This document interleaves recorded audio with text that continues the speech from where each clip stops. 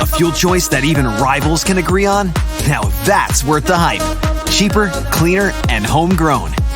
Pump it up with unleaded 88.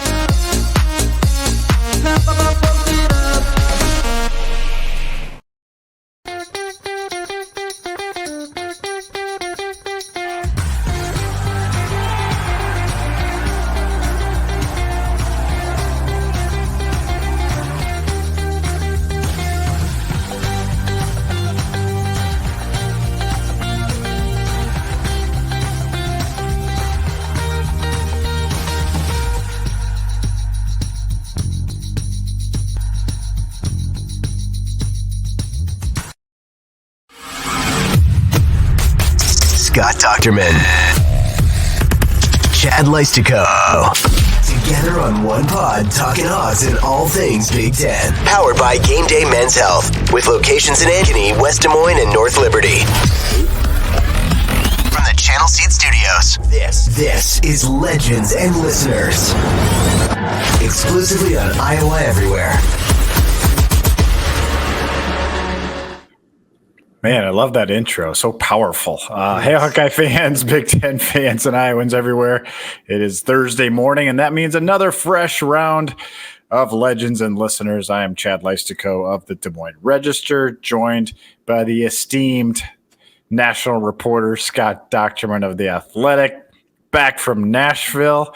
He's got a fun Big Ten itinerary this weekend. We'll get into a lot of Big Ten later in the show. As always, Legends and Listeners comes to you from the Channel Seed Studios and only on Iowa Everywhere. Scott, welcome to episode 63. And today we're going to start with the number 200. The number 200, Chad, we're talking about wins, aren't we? We're not talking about episodes yet. That's, Not yet. No. That's a couple of years unless we're going multiple times in a week. That's a couple of years in the distance. But 200 wins for Kirk Ferentz as the coach for the Iowa Hawkeyes. I mean, Chad, you were at the Gazette or Voice of the Hawkeyes when he started. I can't remember. I was at the Gazette. Yep. Okay. I covered Hayden's last year at the Gazette. So that was quite a time for Iowa football. Hayden's last year and Kirk's first year and a half, basically. So exactly. I went to the Register like in the middle of Kirk's second year, and then things finally started to turn. But yeah, go ahead. So he had one win at that point in my coverage career. One win.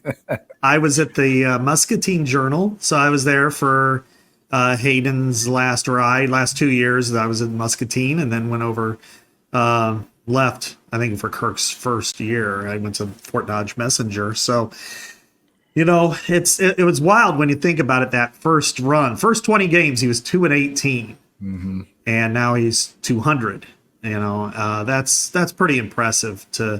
It says a lot about the Bob Bowlesby for allowing him to kind of continue to work towards that direction. And of course, it says a lot about Kirk that he's able to complete that. They went in 4 years, they went from winless to undefeated in the Big Ten. That's pretty impressive. Yeah. And, I probably didn't give Kirk Ferentz's 200th win as Iowa head coach as much ink as I probably should have. I guess, obviously it was part of my stories, but I didn't make it a focal point. But I think it's good that we're talking about it here because it's number 2 now in Big Ten history. He's 5 away from Woody Hayes. And if you do the math, there's 6 regular season games left. And so there's, you guys know the schedule. I mean, it's not a impossible feat that win number 206 could come on Black Friday against the hated Huskers. So, it's something to watch. That's a storyline to watch, but it is, I am really impressed with how he goes about his business. What stands out to you, I guess? We talked about, this going into the game, this is a classic Kirk Ferentz game. He rallies the troops. He always gets 90% of the time after a tough loss, gets his team off the mat in a really positive way, and that's exactly what happened against Washington. That's the hallmark of his career. I mean, when we write his coaching obituary, whenever it happens, when he retires, the thing that stands out to me as a coach, as a football leader of men, is that whenever Iowa faces adversity, it comes back stronger. It's a resilient program, and they breed resiliency within that program because it's generational. It's not just one group of guys. It's rare, Chad, when this team really falls apart. The last time was 2012, but that was because they had injuries. I mean, the offensive line was depleted, and they still lost close games. I mean, Nebraska won the division that year, and they lost by 6. They were 4-8, and they lost 13-7 at home to Nebraska, which won the division and then gave up 70 the next week. But then Wisconsin. But so for me, what stands out on the field, and as a person, I'd probably go too far in just saying what kind of a man he is, because I do believe in Kirk in that direction, probably more than most people do. But I do think as a leader, the way they respond to adversity is definitely the number one trait that I think I've seen out of Kirk Ferentz. Yeah, it really is remarkable.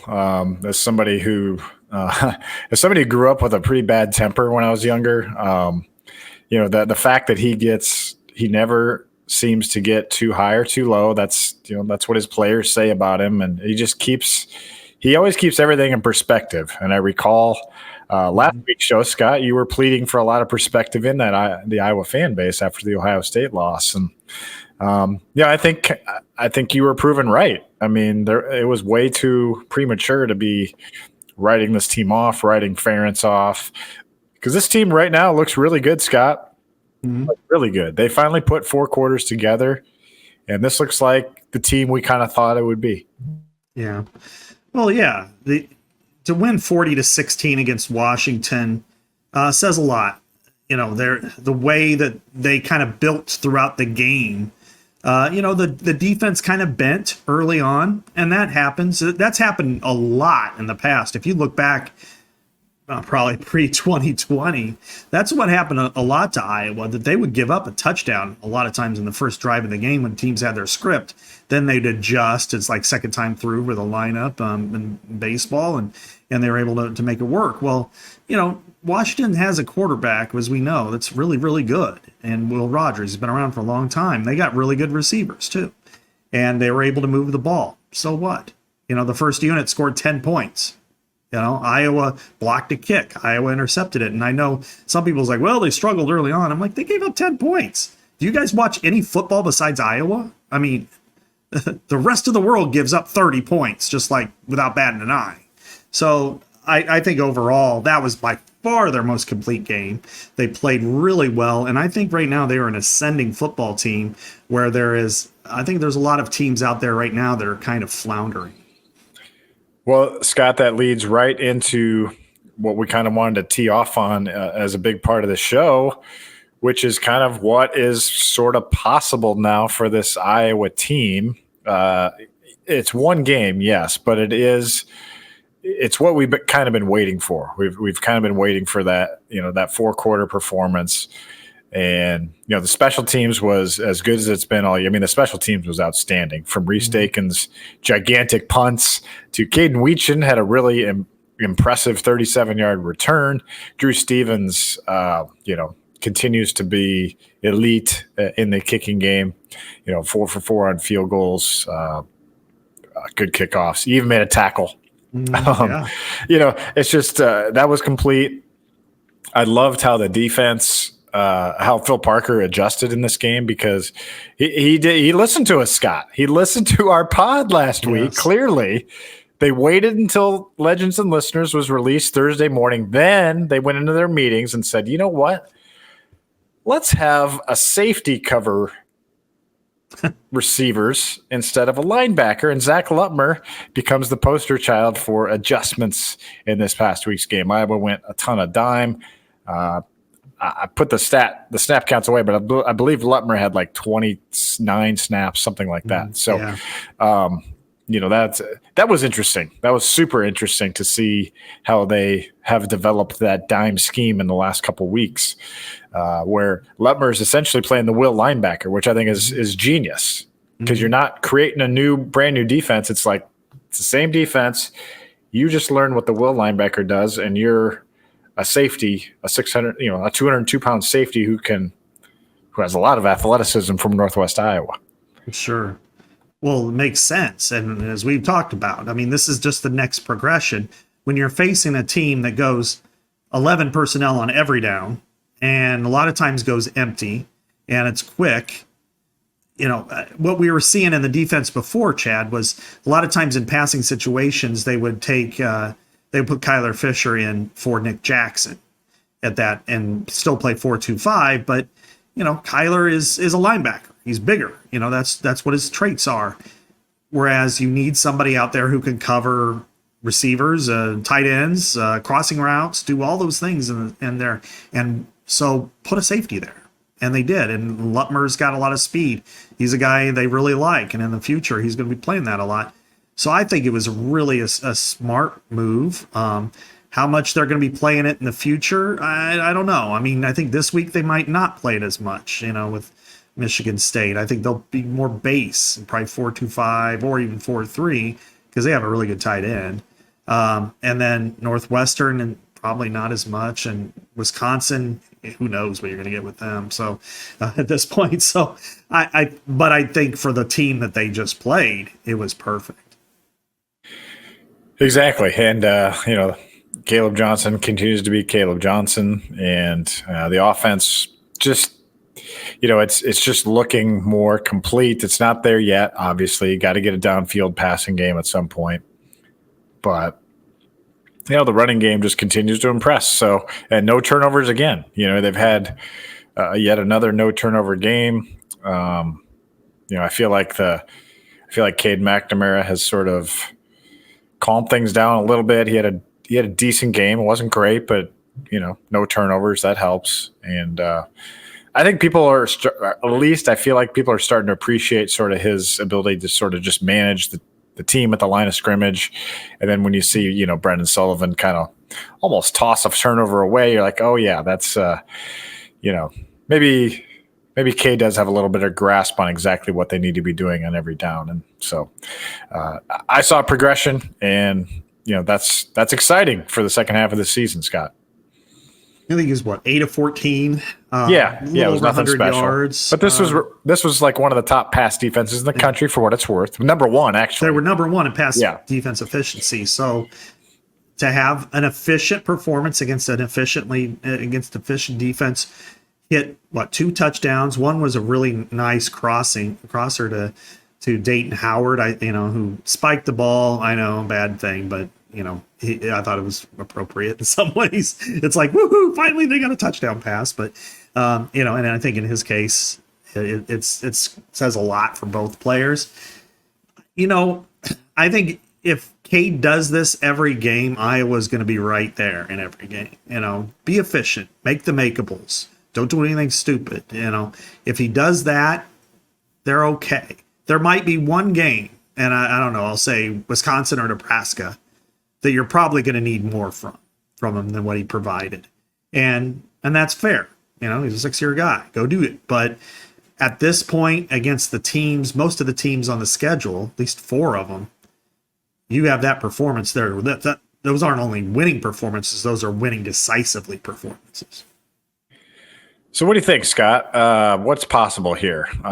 6 games left. Can they get to 10-2 in your mind? Can they get? You've been doing a lot of work for the Athletic this week on the playoff conversation. We'll get into some Big Ten teams as we go here, but specifically for Iowa, what is there any chance they could work their way in your mind into the playoff discussion? They're one of two lost teams in the country that still have an outside shot in my eyes: Ole Miss and Iowa. And Ole Miss has a really tough schedule, but they also have the schedule where if they win out, then hey, if they go and beat Georgia, then they deserve to be there. And I think in Iowa's case, they have the schedule that's not going to be real helpful to them. But if you get to 10-2 and you're on that kind of a streak, and you've got a player like Caleb Johnson, like we today released our midseason All-American. He's a first-team All-American running back. If he continues to put this up, he'll be in the Doak Walker finals. He won't win it, but he'll be in the finals. Then you put yourself in that position of this team is controlling football games. It's winning at the line of scrimmage. It's doing everything right. And its losses came to two teams ranked in the top 10. One by 1 point on a 54-yard field goal. And the other, they got blitzkrieged, but everybody else does too over in Columbus. So I think the only thing they can do is win out. And if they win out, they'll be in that really strong conversation. Will they get over the top? I think that's out of their hands. I think that's in the hands of everybody else. The SEC will beat each other up. It is a good league, and there are some good teams. They've got to, plug your nose and maybe plug your ears of this, but you got to continue to hope for Iowa State to win. And you're going to have to want somebody like Clemson to lose, maybe lose once or twice. If you can get those two leagues to only have one team, and if it's the Cyclones, it's the Cyclones. But if you can get the Cyclones to win out and go 12-1 or 13-0 and they win the Big 12, and if you get Miami to do about the same in the ACC, then you put yourself in position where it's with Notre Dame, and then you root for USC against Notre Dame. So you're going to have to root for some of these teams. But that's the exciting part, Chad, of this playoff system. Because otherwise we'd be sitting here going, well, can they get to the Peach Bowl, or are they going to have to go to the Citrus Bowl, or will the Citrus Bowl bypass them so they can go to the ReliaQuest Bowl in Tampa, and we can all gather our loose change at the end of which for John James in the hospitality room. Caught me off guard there. You foiled my transition, whatever it was going to be. No, that's funny. So kind of the cruddy thing is for Iowa fans, though, like even if you do hold your nose and root for Iowa State, if Iowa State, let's say Iowa State's 11-1 and gets to the Big 12 championship game and then loses, well, then they're going to beat you on the head-to-head anyway. So you need, right? I mean, a 2-loss Iowa State and a 2-loss Iowa. I mean, they're going to take Iowa State, right? They're not going to. It's not just a binary choice, though. That's the difference, because other teams figure into that. Let's say they lose. I got my Iowa State schedule here. Let's say they lose to Texas Tech, Cincinnati, at Utah, and then they beat Kansas State. Then they go to the championship against BYU and they lose there. So they lose to Utah and BYU. That's 2 losses in their last 3 games. They beat Iowa by 1 point. It's not like that win automatically trumps, Iowa. They look at it in totality because they've got to be judged against other teams too. And maybe they'll look at it and say, well, yeah, but Utah's lost 4 or 5 games, something like that. And whereas Iowa lost to you and lost to them. And the Big Ten factor, and you got a team that's won 7 in a row to end the season, and so there's all kinds of things. It's even though that win matters, and I'm not.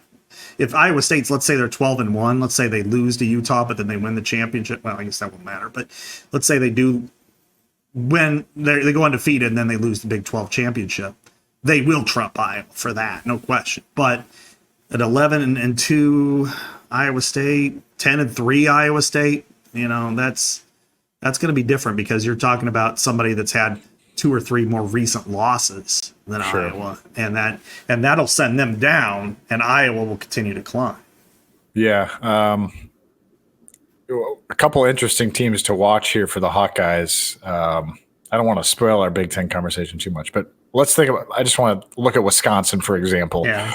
This is a team that's won its last 2 games by a combined 94-13 against Purdue and Rutgers. Played a good first half at USC, to be honest. Yeah. Obviously, they got blitzkrieged themselves by Alabama. Yeah. But they play at the lacrosse field this week, and then they host Penn State, Scott, and let's say they beat Penn State. All of a sudden, that Iowa-Wisconsin game, if Iowa can take care of business here in the next couple of weeks, all of a sudden that game's pretty darn interesting and also really helps Iowa's schedule, right? I mean, because that's, Wisconsin suddenly, that would be a super quality win, and you get them at Kinnick, and then, maybe you beat them and they finish 8-4, whatever, and that's that goes as a quality win. So, that's just stuff to watch, I guess. You just want more quality opponents on Iowa's schedule. And then, of course, Nebraska factors into that as well. Those are probably the 2 most likely quality opponents remaining on the Iowa schedule, right? Yeah. Yeah, UCLA, and I don't think Maryland will qualify either. I think both of those two teams are ready for the boneyard. But, Michigan State is kind of an interesting team. They were put together on the fly, and they're a lot like Indiana. They just didn't have Indiana's schedule. They got screwed by the Big Ten, frankly. Look at this 4-game period that they go to. They play Ohio State at home. 6 days later, they go to Oregon. They do get a bye week. Then they play Iowa and Michigan consecutively. Okay, so you're and then Indiana, actually, now that you look at it, but still. Indiana. But you've got, in their case, they play 2 top 5 teams, and then, oh, by the way, you play last year's title game participants consecutively. Now, I'll say this, it's weird that the defending national champion is the weakest of the 4 teams, but it's true. And that's also the game that they're most hyped for. But I think they are in a bad way when it comes to matchups with Iowa. I just don't like this for the Spartans. So in other words, I like this for Iowa because some of the areas that Iowa is really strong, they are really weak, and they are impactful areas. Stats may lie, but these don't. Iowa's number 1 in the country in penalties per game. They're 90th in penalties per game. Iowa's 15th in turnover margin. They're 118th in there. They need to control the clock against Iowa with its running game, but they're 102nd in rushing offense. They look the part of a team that got put together in the portal because their offensive line is really inconsistent. Their quarterback is a talent that people would love to have, and he would rip every last hair out of your head while you're watching, because Aiden Childs is going to be really good and he's fun to watch. And then you're just like, what did you just do?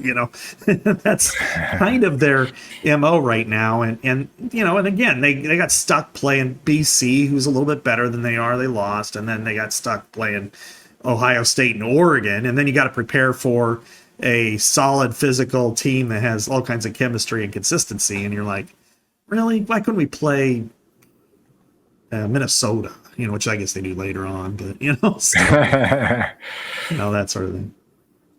Well, folks, have you noticed that ever since GameDay Men's Health became a chief sponsor for Iowa everywhere, that the Hawkeyes have an offense? Yes, there are boosts happening everywhere in Iowa, including in the Hawkeyes backfield.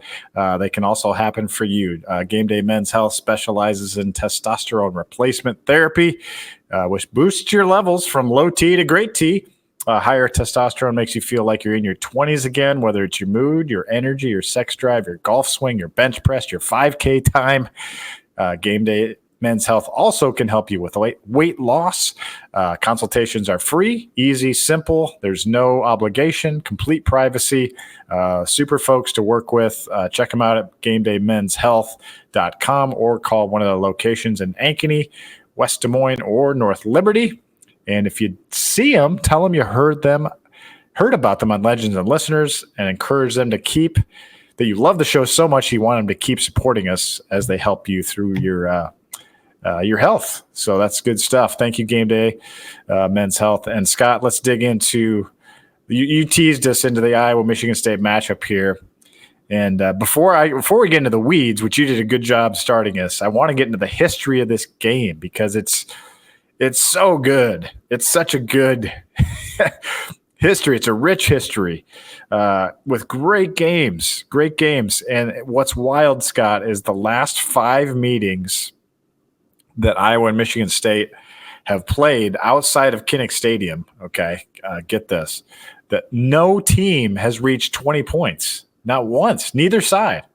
2008, 16-13 Michigan State, which was the Sean Green 4th and 1 play. Yeah. Probably the last time Kirk Ferentz is ever going to go for 4th and 1. No, he went for 4th and 1. I'm just kidding. Yeah. But yeah.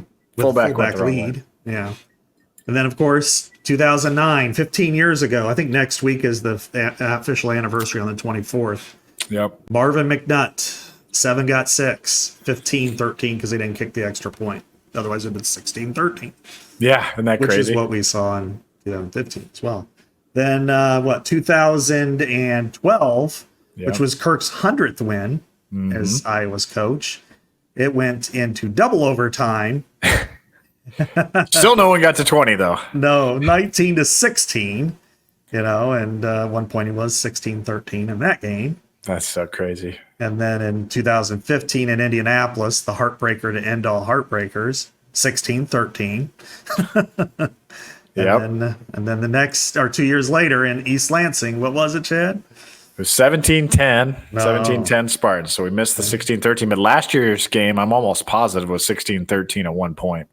Because it was 16-all when Cooper DeJean ran back the punt return. So let me check the that field real goal quick. there at the end. But it was It was 16-13 Iowa at one point. Yeah. Crazy. 16-13 Michigan State. Sorry, Michigan State was up. Anyway, go ahead. I remember before the 15 championship game, and I was on the field talking to, I think it was Mark Rudner, who used to be with the Big Ten and is retired, and he asked me what I thought. I said, well, one way or the other, it's going to be 16-13, and I was right on that. I thought it would be Iowa, and of course it was, the greatest footnote play in Iowa history was the 85-yard touchdown pass from Beathard to Tavon Smith. That was as loud, Chad, of an Iowa crowd and an Iowa moment that I can ever remember. And it was in a neutral site stadium, but they had the crowd there. When he caught that pass, 58 yards in the air, it just it got so loud. And the IOWA afterwards was going on forever. It was pretty incredible. Yeah. Fans still really actually relish that play because I think a lot of them just remember how they felt in that moment. It was just such a euphoric play, and it's such a shame, that they lost on the 22-play drive, by 1 yard.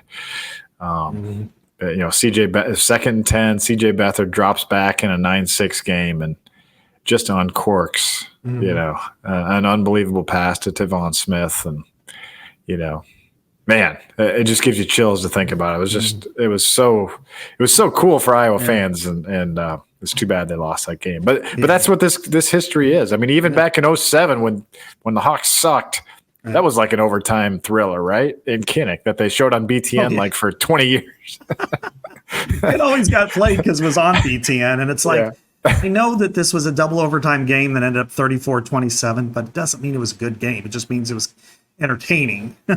That's like, I try to tell people, like, 16-13 isn't always a good game. Like in 12 it wasn't a good game, it was a boring ass game. But in 09 and 08 and certainly in 15, 16-13 was well played, incredible defense. Every play where it was on, you were just on the edge. I mean, in 09 you look at the defenses, they were just amazing. And Kirk Cousins was the quarterback. He was, when he finally got the chance to start at Michigan State, and he was tremendous. And they had a flea flicker, which put him up. And then of course Ricky Stanzi takes him down the field and scores, and to go 8-0. But then even before all of this, you go back to the 80s and some of the bigger, more important moments in Iowa history when Phil Parker was on the field for him, wearing green. In 84, Chuck Long scored, and they didn't call it that way. Yep. And then in 85. I was at that game, actually. Were you? In East Lansing? Was that in East Lansing? No, I was in Iowa City. I'm almost positive. It was whatever game he had stopped at the 1 yard line, I was at that game. Oh, okay. It was 84, I think. Yeah. Pretty sure. You're right. Yeah. And then in 85, of course, when they were ranked number 1, and that was quite a shootout with Lorenzo White and the Spartans, and then Iowa. Chuck Long has the bootleg and holding the football up, and then Phil Hattie's in there clicking his heels in the end zone and to give him a big hug. Yep. Yeah. But that's what shows you about this series. I always joke about this with Mark and I, Morehouse. We would always say that they were, those two in Wisconsin, 3 polar bears fighting over the same sheet of ice, and because they're the same type of programs, same tenets, similar philosophies. And, when with D'Antonio on one side and Ferentz on the other, it was like Rock'em Sock'em Robots.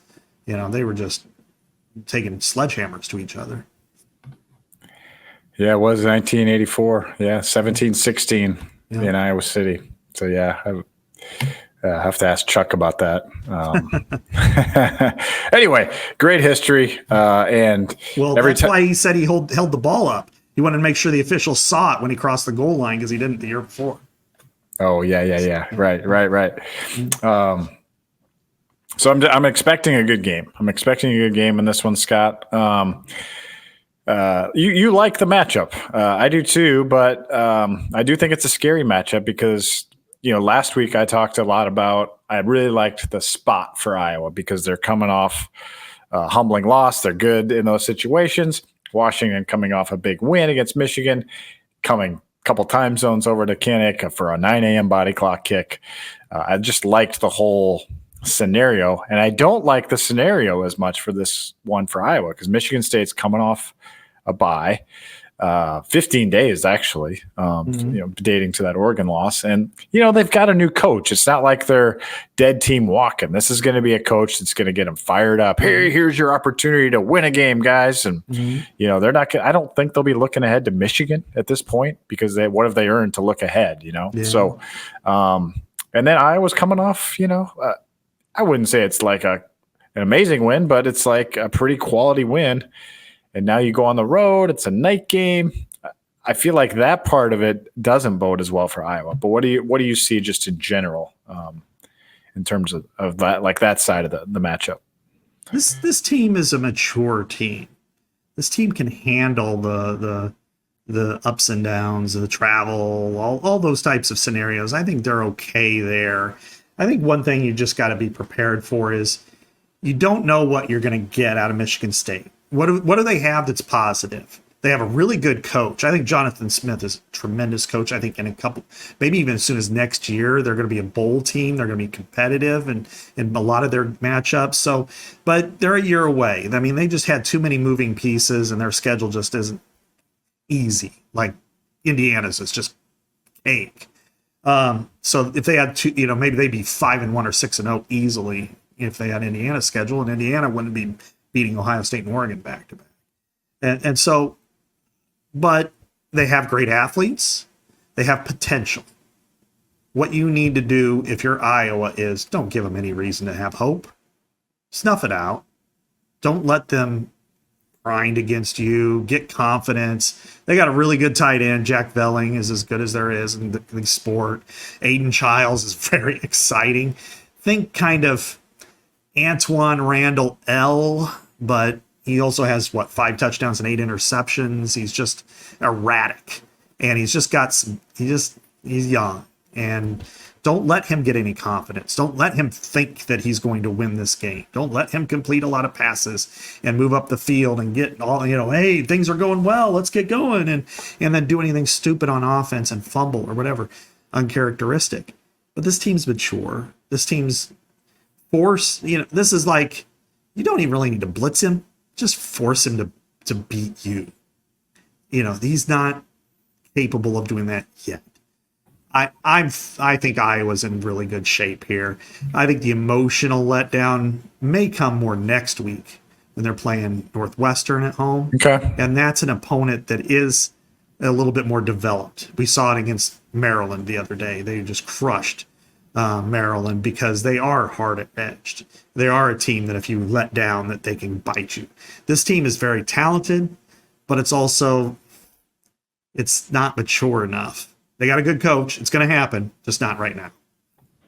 Well, I appreciate that analysis. I definitely see a lot of talent on the roster. I mean, they got that true freshman receivers, outstanding. It's going to be good. You mentioned the tight end. I think their defense is not bad. I mean, you have to take their numbers with a grain of salt because they've played Oregon and Ohio State in there. Those games weren't really super close, but they hung with Ohio State for a while. And, they battled Oregon in the first quarter. Aiden Childs turned the ball over inside the 2-yard line. I mean, they could have taken a 7-0 lead over there in Eugene, So, like you said, this team is capable. This is the type of game, Scott, where you just can't have one of those Cade McNamara 3 turnover games. You just can't, or a Deacon Hill, Minnesota game. You know what I mean? You got to avoid that, but you have a sizable advantage in turnover margin this season. Iowa's +6, Michigan State's -6. Their quarterback by himself has turned it over 11 times. So you're right. Be a veteran defense. And don't give up the big play though. See, he has a big arm. He can hit the big play, and he's one of the highest ranked quarterbacks in the country in yards per completion. So he's going to try for those big shots, and so it's not going to be easy. But it's going to have to. Here's what it's going to take, Scott: a clean day on offense and a disciplined day on defense. Those are some Kirk Ferentz specialties right there. Exactly, and that's where they're going to struggle because that's the type of team that won't handle discipline very well. They handle mistakes, people going the wrong direction, but can they go 80 yards, 75 yards in 8-10 plays, picking up chunks, 8 yards here, 7 yards there, an incomplete pass, 3rd and 10, 12-yard pass, those types of things. Can they do that? They haven't shown me that they can yet. That doesn't mean they can't, but this isn't the opponent for them to do that.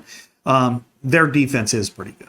They do have a good defense, and they have an outstanding defensive coordinator, Joe Rossi. He did a great job with Minnesota for a long time, and ended up moving over to this year with Jonathan Smith when he took over at Michigan State. That was a big move, and I think it hurt Minnesota, because I think he's just really good there, and they tried to grab an Iowa assistant. It didn't work out. But you look at the teams that they played, those two offenses, and for them to still be in the total defense, they're 37th.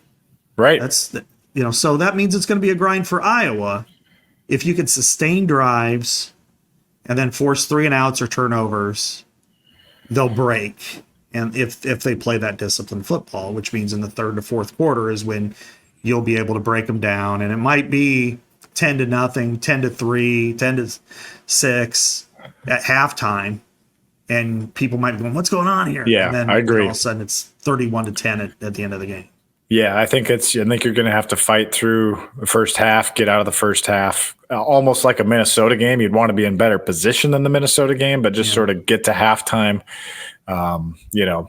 without just feeding the crowd and a bunch of momentum, come out and do your thing in the second half. Well, I was talking to Graham Couch, who, covers a long time guy that covers Spartans. We like to converse every time Iowa and Michigan State play about stuff. And I think I think their depth is a question mark, and so is their offensive line. And so that's another thing where, if you're Iowa's defensive line, just wear them down to a pulp and just make it so, they just cannot run the ball. And then it's all in the quarterback's, turnover prone right arm at some point in the game. And this could be a week for a defensive touchdown, Scott. Yeah, I think so. I think this is a week where they could be +4 in turnover margin. I mean, they're 102nd rushing the football, and they're going against, Ohio State was obviously really good, and Oregon is too, and they had to play it against their former teammate, and Derek Harmon, who's an outstanding DT at Oregon. But to be 1-0-2 and run on this defense is not exactly the recipe you want with this style of offense. And so they could be run on first down, it's 2nd and 10, run on second down, 3rd and 9. And then Iowa's in its prime position. That's where it always got those turnovers last year and in other years, is you get teams that are desperate and then they start to fire away, and you have an inconsistent quarterback who's probably in love with his arm, thinks he can do it all, and that's when you pay the price. So, I really like Iowa to win this game. I don't know if you can tell that, but I think that unless Iowa does something un-Iowa-like, I think this just plays into their hands. It's not that I don't think Michigan State's a bad team. And I think I don't either. I think they're a good coach and they got good players. It's just they're trying to put things together on the fly, and this year's Iowa team is just not their opponent that they need to be playing. I'm with you there. Iowa is favored by 6. So yeah, I think we both think I do think Iowa's gonna cover that, but we'll see. We'll see. One last topic on this game, as far as, because we really haven't talked much about the offense, believe it or not. Tim Lester in the spotlight this week. He's former Western Michigan coach. That part of the state he's familiar with, obviously. And he's kind of endeared himself, I would say, Scott, to the Hawkeye fans with what he's done thus far at the midway point. What's the next step for Tim Lester in this offense this season? It comes in the passing game, of course. And I don't know, Chad, can they hit the big play? They had a big play the other day, but it wasn't necessarily meant to be a big play. It became a big play. Can they hit it when it's there? It's like, okay, play action pass. We know we've got him on this play.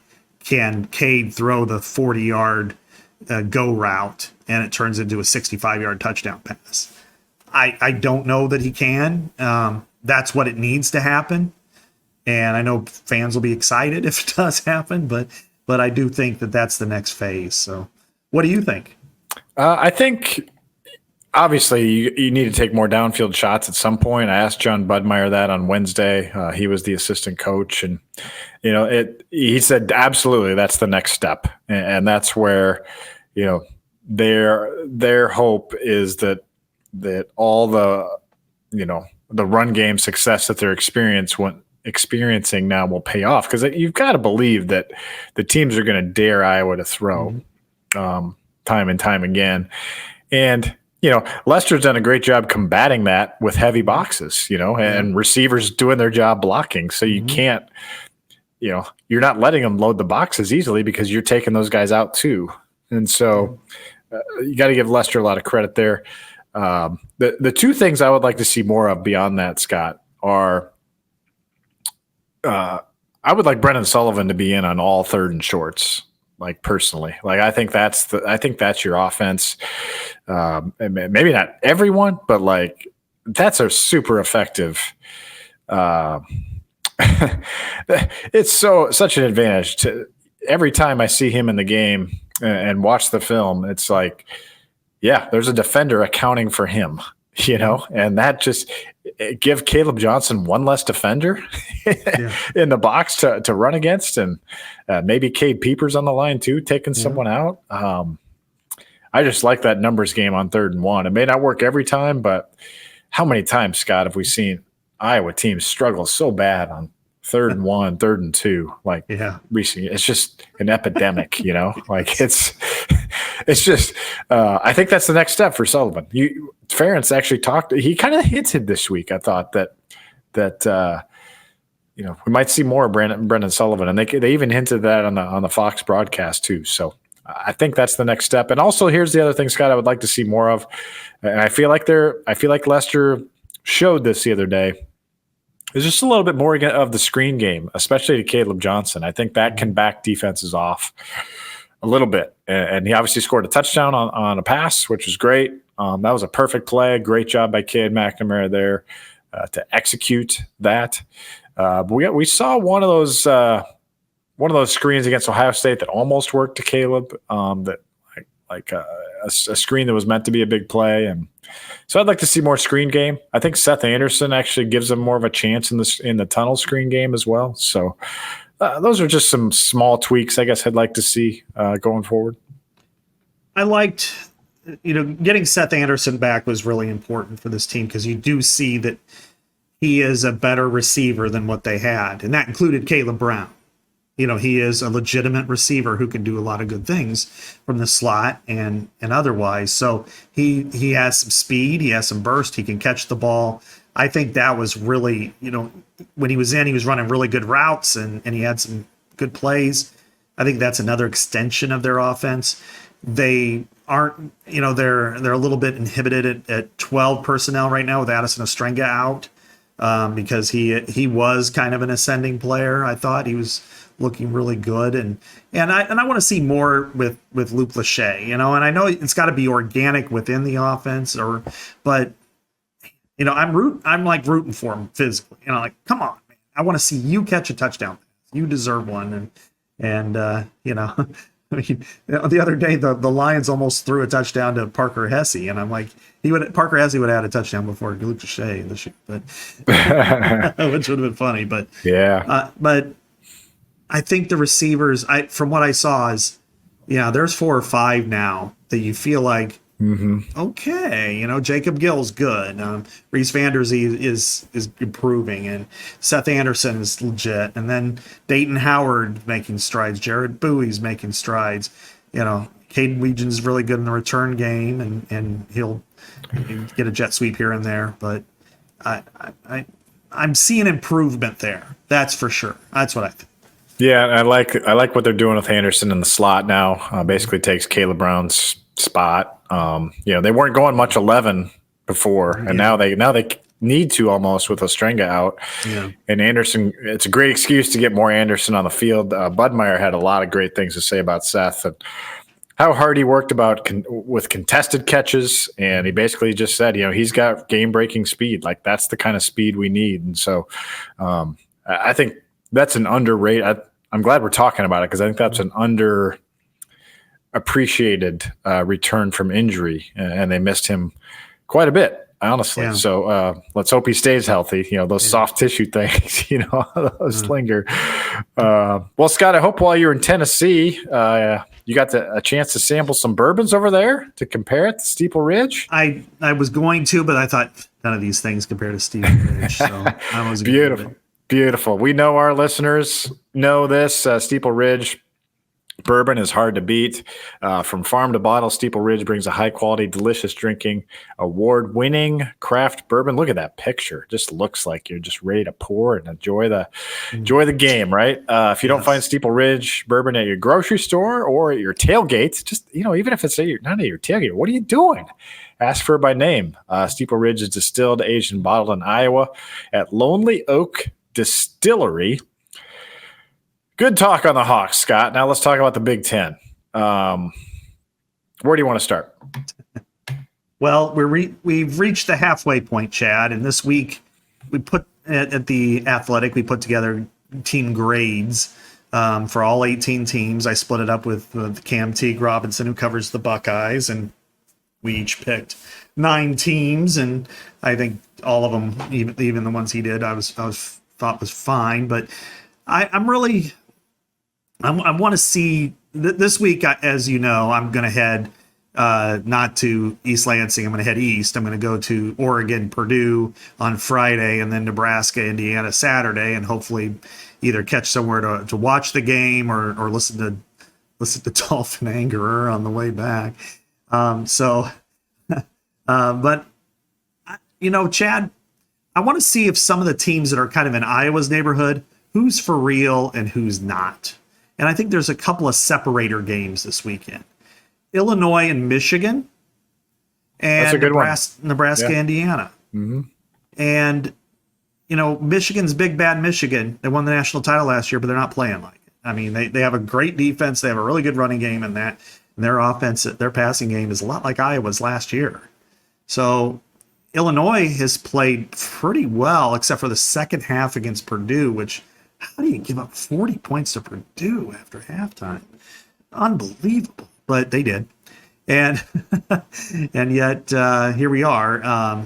And Indiana has played a paper-mache schedule, and Nebraska hasn't played a whole lot of toughies either. I want to see which one kind of rises. I like Illinois a lot, but I don't know how they can handle the running game from Michigan. And I like Indiana because they're just kind of a new cool story, but Nebraska's got a pretty good defense and their quarterback's pretty good too. So I don't know. What do you think, Chad? Yeah, that Indiana-Nebraska game is so intriguing to me because I really haven't gotten to watch much of Indiana this year. And the Nebraska team, I think it's a good team. It just surprised me so much when they kind of blew it against Illinois. And you're right. The schedule really hasn't been awesome for the Huskers just yet. It's going to get it ramped up. Yeah, exactly. They've played UTEP, Colorado, Northern Iowa, Illinois, Purdue, and Rutgers. So, yeah, neither team has played much. Now it goes at Indiana, at Ohio State for the Huskers. They do get UCLA at home, and then it's at USC, host Wisconsin, at Iowa. So, there's not necessarily a ton of wins left on the Huskers schedule. So, yeah, that's the game I'm kind of most interested in, as a, Big Ten West guy here. And Indiana, it's just an intriguing story for sure. Several buys this week, obviously. Wisconsin Northwestern is always competitive for some reason. And it's in Evanston. It is. I mean, there for a while, it was a really weird scenario where Northwestern won like 5 out of 6 or 6 out of 7 over like a 15-year period. I mean, it was really crazy what they were able to do against them. Just caught them at the wrong time. I mean, they get killed like a seal up in Madison, and then they come down to Evanston and win, 19-13 or something. Yeah, right. Like that. Yeah.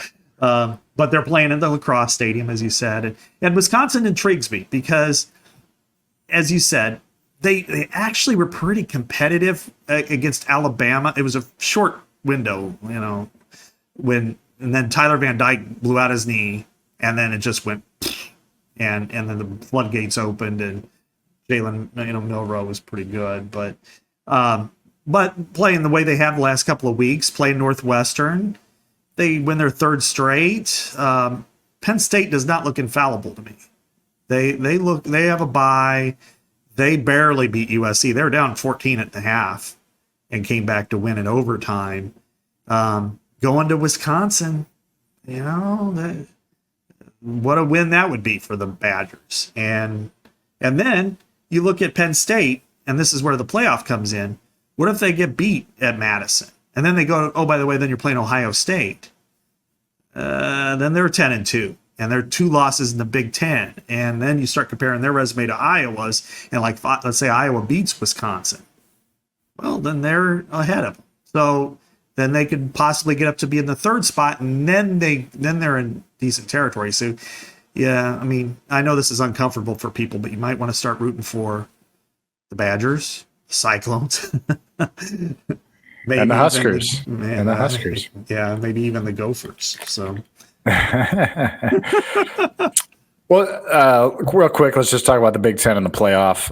One of the podcasts I listened to kind of theorizing that the Big Ten was kind of in line at this point to maybe get 3 teams in the playoff. That's there's four teams kind of certainly in the discussion right now. Obviously, Oregon, Penn State, Indiana are the unbeatens, and of course Ohio State. So, do you feel like it's just what you're seeing now? Because I know you're working on this stuff for the Athletic. Like, is 3 probably the more likely number for the Big Ten, or do you think they can get to 4? What would it take to get to 4, other than, obviously, all of them ending with 1 loss? But that's probably unlikely. Mass chaos to get to 4. Yeah. It really, like hurting Iowa is the fact that it doesn't have like November 16th. It's not playing Michigan, or it's not playing Oregon, or somebody like that can, it doesn't. It helps them from a fact they won't lose, but maybe they won't. But they're not playing a team that's really going to jump them up in that category. When you look at the SEC, I mean, there still are legitimately, and I've got them all written down all weekend for me to do this, but like 8 teams that are legitimate CFP contenders. And I would say in the Big Ten right now, you pick everybody who's ranked except Michigan. I'm not putting Michigan in that category because Michigan has the toughest schedule of any team in the country or the back end. Their opponents are 29-7. I mean, they play Illinois, who's ranked, Michigan State, who's a rival, Oregon, at Indiana, bye week, Northwestern, at Ohio State. I mean, you're not going to the playoff. I hope you enjoy the Duke's Mayo Bowl or something. So, although that's not in our my bowl projection. I did it for today. Oh man, Yeah, I did. I can't believe bowl projections take so much time right now. It seems too early, but I know people read that stuff. They read do, it. and Yeah. well, we did our mid-season ones. Well, I and it's believe funny- it takes time, but Yeah. it's hard to believe that I'm thinking about it right now. But anyway, It's funny because I'll get texts and stuff from the bowl people from different bowls. And it's like, hey, are you guys coming out with it? Because the other ones are. And I'm like, we wait till mid-season, and then at the end of October, we start to do it weekly. And just when it really starts to heat up a little bit. And but I had Iowa. I guess I'm breaking news, but in the Duke's Mayo Bowl. But I bounced it off with Stewart. And right now we have Michigan and the Relia Quest. But my thought is to flip that. I think that's probably more likely, because if Iowa doesn't get to the playoff, Iowa to Tampa. Here we Tampa come. 2, baby. But I have like Nebraska. If they're like 9-3 and Iowa's like 10-2, that Nebraska would go to the Citrus. Just it hadn't been to a bowl forever, so they'll sell it out. Right. Yeah. That makes sense. And plus, Iowa's been there 2 out of the last 3 years. It's not. Yeah. The Oregon win really, I feel like, hurt Iowa's chances to get to the Big Ten championship game. That was one path to get to the playoff for sure, is to find your way into that second spot and then pull the stunner, or, just get enough respect or play them close or whatever. It's hard for me to honestly find any path to get to the Big Ten title game, even if Iowa wins out, Scott. I mean, you'd have to have Ohio State lose again. Well, obviously you would have to have that happen because they beat Iowa. Because is Oregon going to lose twice? Probably not. No. And right there's 2 teams. That's it. Yeah. And then there's Penn State also. Penn State's schedule really isn't that bad. So if they were to beat Ohio State, for example, they're probably not going to lose 2. So right. It's a tough path for Iowa right now to get to the Big Ten title game. Yeah. When you look at the rest of the league, I mean, with Oregon, their next game, which I'm going to, is against Purdue, and that's not going to be. I mean, the question is, do they cover? That's not if they win. Then they got Illinois at home, and that could be tricky. Illinois throws the ball fairly well, and the one thing with Oregon is you remember for the first couple of games, they weren't looking real good. I mean, they've gotten drastically more improved. But then they go to Michigan, which, if let's say it's a bad weather day, Michigan can run the ball and play good defense, and that can change things. They go to Camp Randall in mid-November. They finish up with their rival Washington. So. Yeah, I mean, Washington's not bad, Scott. No. I mean, if they could just protect the football and make kicks, yeah, right. I mean, it's not impossible that Oregon loses 2. I mean, lose at Michigan, lose at Wisconsin. That's not impossible. Based on what I've the Huskies. Seen, yeah. Based on what I've seen, Chad, tell me, you can feel free to disagree with me on this. I think it's more likely that Penn State loses 2 than Oregon loses 2. I could see them losing at Camp Randall and then against Ohio State or Washington the following week. Some 2 out of 3, of course, Ohio State being one of them. And then, but in some ways it's, if that happens and they're 10-2 and Iowa's 10-2 and their losses are Ohio State, well, Iowa lost to Ohio State. They lost to Camp Randall. Iowa loses to Iowa State. Well, if Iowa State wins the Big 12 and they're ranked in the top 10, top 8 or something like that, and Wisconsin's 8-4, it helps. And then if Iowa beats Wisconsin, then it helps Iowa.